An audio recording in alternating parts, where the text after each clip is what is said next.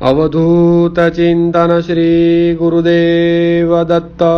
करारविंदेन पदारविंदम् मुखारविंदे विनिवेशयन्तम् वट्टस्य पत्रस्य पुटे शयानम् बालामुकुन्दं मनसा स्मरामि।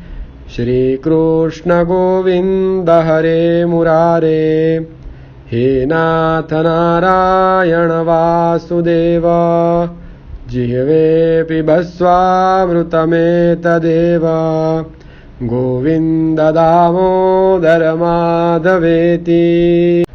पूज्य बापजीए श्री कृष्ण नाम संकीर्तन में भगवान श्री कृष्णनी लीलाओનું વર્ણન ગાતા કહ્યું, श्री कृष्ण कृष्ण यदुनंदन कृष्ण कृष्ण, श्री कृष्ण कृष्ण भवभंजन कृष्ण कृष्ण, श्री कृष्ण कृष्ण जनरंजन कृष्ण कृष्ण, श्री कृष्ण कृष्ण मनसोज्जन कृष्ण कृष्ण।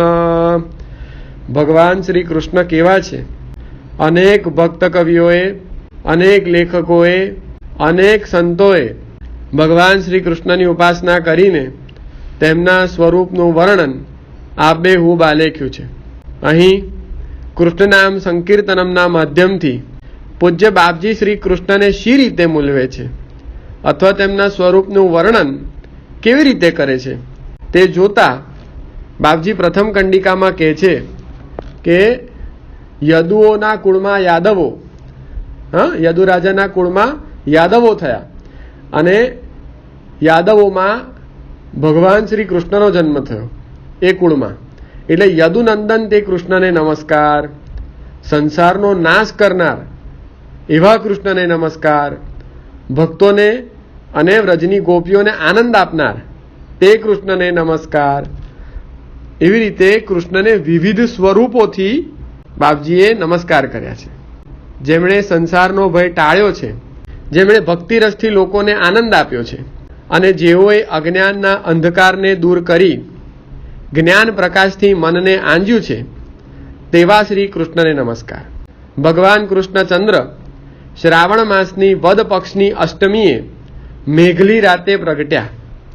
તે ઉત્સવ સ્વરૂપને વધાવતા પૂજ્ય બાપજી લખે છે, શ્રી કૃષ્ણ કૃષ્ણ બહુલોત્સવ કૃષ્ણ કૃષ્ણ।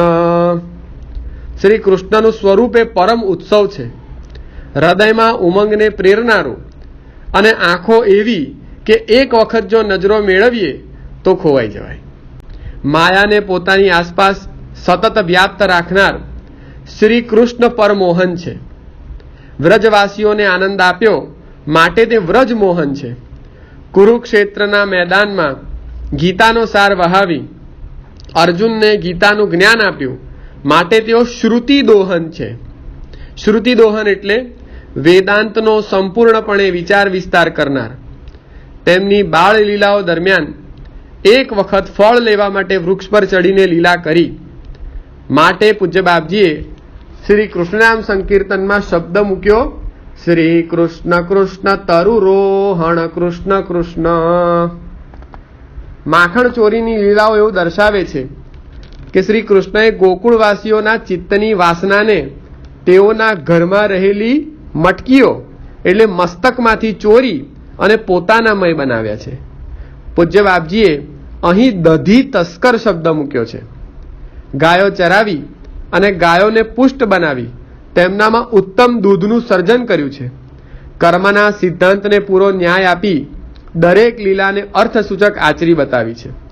કોઈ પણ શરણે આવે તે દરેકની ઈચ્છા પૂર્ણ કરવામાં અત્યંત બળશાળી સૂર્ય સમાન અને પોતાના વાનપ્રસ્થ દરમિયાન પણ દ્વારકા નરેશ બની સકુશળ સંચાલન પણ કર્યું છે। અવધૂત ચિંતન શ્રી ગુરુદેવ દત્ત।